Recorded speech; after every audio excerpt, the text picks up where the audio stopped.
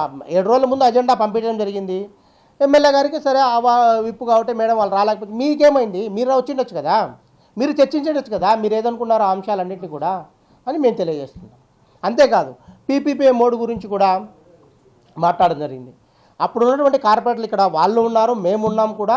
అప్పుడు గతంలో పాత బస్టాండ్ను పీపీపీ మోడల్లో డెవలప్ చేయాలన్న ఉద్దేశంతో తీర్మానం వాళ్ళు చేశారు, మేము చేశాం. ఇప్పుడు కూడా మేము పీపీపీ మోడ్ అనేది అది ఏ కార్పొరేటర్లు కానీ లేకపోతే మేయర్ కానీ వీటన్నిటిని చర్చించి మేము మీటింగ్లో ఏవైతే ఈ పీపీపీ మోడ్లో పెట్టినారో ప్రభుత్వ ఆస్తులను వాటన్నిటిని కూడా ప్రభుత్వమే డెవలప్ చేయాలి, పీపీపీ మోడ్ ఇవ్వడానికి లేదు. ఎందుకంటే గతంలో ఇదే మన గాంధీ పార్క్ ఇష్యూ అయితేనేమి, అలాగే సాయి మౌర్యలో మనం పీపీ మోడ్లో ఇచ్చిన తర్వాత ఏ విధంగా జరిగింది అన్న ఉద్దేశంతో ప్రజల్లో ఒక విధమైన అపోహ ఉంది.